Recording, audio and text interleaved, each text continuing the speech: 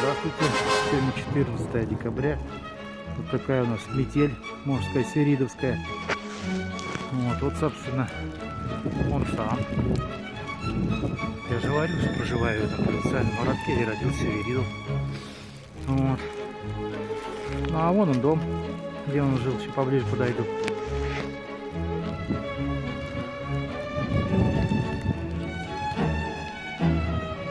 Снегопад, метель. Вот он, собственно,